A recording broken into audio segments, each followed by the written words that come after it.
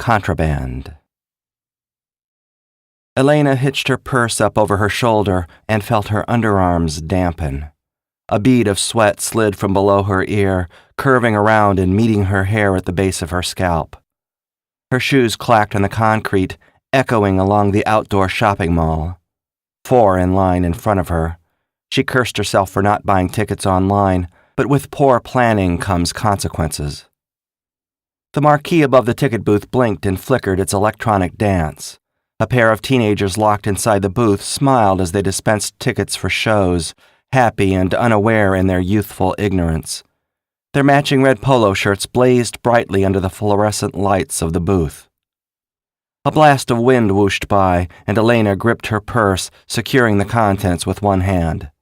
Just the thought of anything within spilling sent her heart pounding against her ribcage. Her side ached. Skipping lunch today had been a mistake. Now there were 3 customers ahead of her in line. She took a step forward as an elderly couple joined the line behind her. She was now sandwiched, committed. Leaving the line would look suspicious. The mission hinged on attracting as little attention as possible. Now 2 ahead in line. Her lip trembled. The 2 teenage ticket sellers, a boy and a girl, shared a look. They smiled. Were they lovers? Would they meet up after work, engage in an illicit and fumbling tryst in the projection room, set against the backdrop of aging machinery, reels of film, and the buttery stench of spilled popcorn? 1 person ahead in line. Elena breathed in and out, whistling in through the nose and rasping out the mouth, willing her heart to stay confined within her body. The last person ahead purchased the ticket and took a step to the left. "Can I help you, ma'am?" said the teenage boy. He was young and beautiful, with clear skin and messy hair, dimples on his cheeks, a lifetime of mistakes ahead of him. "1, please," Elena said. "Which movie?" "The, Bond movie. The 4:10 showing." She slipped a hand into her purse, keeping a careful watch that the teenager didn't follow her hand with his eyes. He seemed uninterested, but lazy mindfulness leads to capture every time. She felt for her credit card by touch, not daring to look at the purse and tip off the boy. Pinched it between 2 fingers. She slid it through the semicircular hole in the glass. He swiped it, then they waited. He smiled, exposing a set of teeth made silver by braces. She thought of the cyborgs we all become, with fake teeth and fake hearts and fake knees. She didn't like the boy's smile. It jeopardized her precious anonymity. The machine crunched its gears and spit out 1 shiny paper ticket and 1 receipt. He returned the credit card and she slipped it into the pocket of her slacks, then accepted the ticket without looking at the boy. She almost left the receipt on the counter, a second of panic. Then she snatched it, realizing that she couldn't leave evidence like that for them to find later. The couple behind her were already moving forward to take her place, to commit their own wanton act of material capitalism. A wave of relief almost sent her to her knees as the first hurdle had now been crossed. But the real test was coming, and that previous barrier had been the easiest to breach. The guard must remain up. She entered the movie theater. Tall ceilings, colorful paint job with sheer walls of purple and gold and green. Video game arcade flickering and plinking to one side. Ticket taker straight ahead, concessions and the hallways that led to her destination off to the right. Customer service station perched next to concession, and that's where she could find the real danger. There sat the final barrier between her and her destination. A college-aged man with a walkie-talkie stood behind that counter at customer service. He spoke into the walkie-talkie, his eyes traveling around the room. When he looked her way, Elena dipped her head, tried to become small, pulled her purse a little closer to her body. She eased to the ticket taker, and for a second she heard a sloshing sound coming from her purse. Her nerves all met at the base of her spine, and her eyes shot wide open. The ticket taker cocked his head, then raised his eyebrows as he studied her, waited for her to hand over the ticket. Are you okay, ma'am? Yes, of course. Why wouldn't I be okay? His lips parted and his eyebrows remained positioned unnaturally high. A strong desire to run gripped her, to abort, to cut her losses and try this again at a different theater on a different day. But no, it had to be today. She held a shaking hand out to the young man, and he took the ticket, still giving her that strange eye. This young one had skin marked with a few years' worth of acne, curly hair kept at a reasonable length to avoid the afro look, with sideburns trimmed up over his ears. I've seen this. It's good. He tore the ticket in 2 pieces, then dropped one half into a plastic bin to his left. Did that half of the ticket contain any identifiable information? Some barcode which linked to her credit card, which linked to her and would expose her? Panic threatened to overwhelm Elena. Theater 11 is down the hall on the left side. Enjoy your show. She reached out to take back her half of the ticket and tried to mumble thank you, but the words caught in her throat. She passed the ticket taker, and then the unthinkable happened. She didn't have a firm grip on the ticket, and it slipped from her fingers, fluttered in the air, twisting and turning as it tumbled to the carpeted ground beneath her feet. What was she to do? Bend over and pick it up? She took a deep, stuttering breath, then placed one hand over the top of her purse, kneeled, picked up the ticket. She cast a quick glance at her purse to make sure both objects were still in place.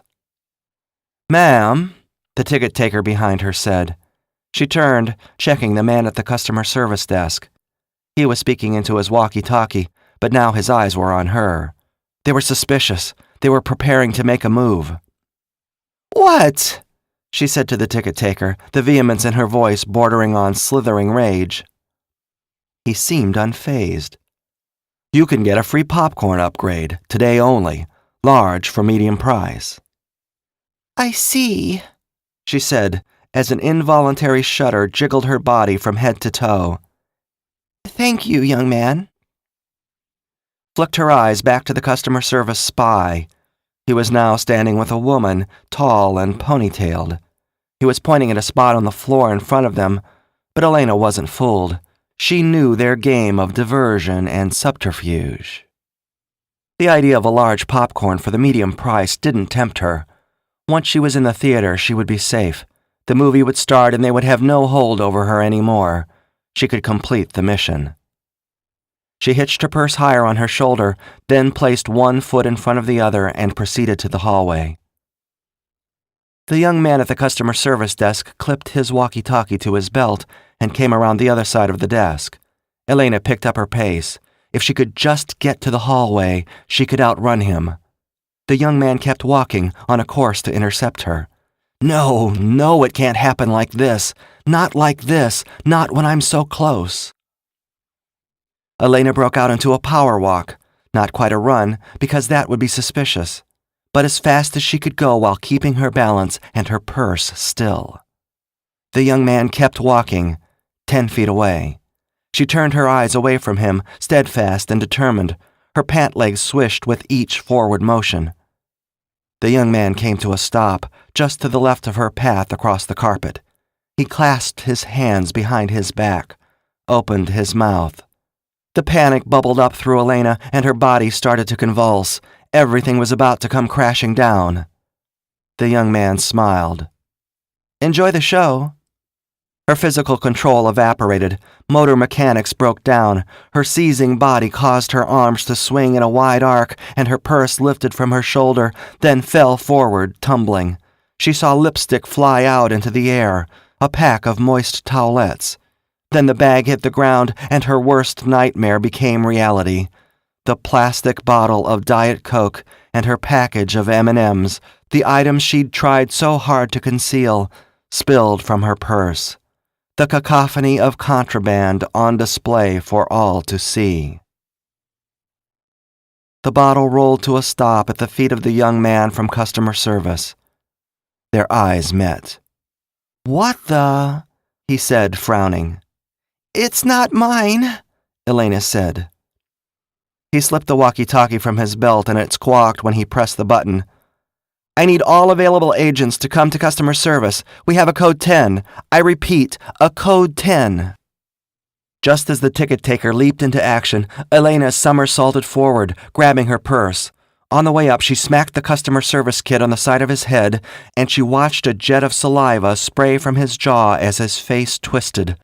The purse flew from her grasp. Out of the corner of her eye, she caught the teenage boy and girl ticket sellers leaving their booth with frenzied haste. She dashed forward, leaving the customer service kid on the ground. Shouts and screams combined with the motion of people running, pandemonium all around her. Elena scurried with everything she had, feeling control of her bladder wane as her legs carried her down the hall.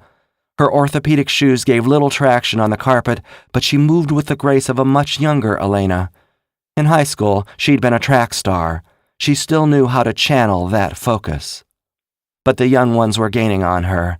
Theater 11 was down the hall and to the left, and if she could just make it in time. Ahead, a door opened and shut. From around the corner emerged a man in a razor-sharp suit. Calm look on his face. Flanking him on either side, 4 large hoodlums in identical tracksuits. Grim looks on their faces above square jaws and scowling mouths.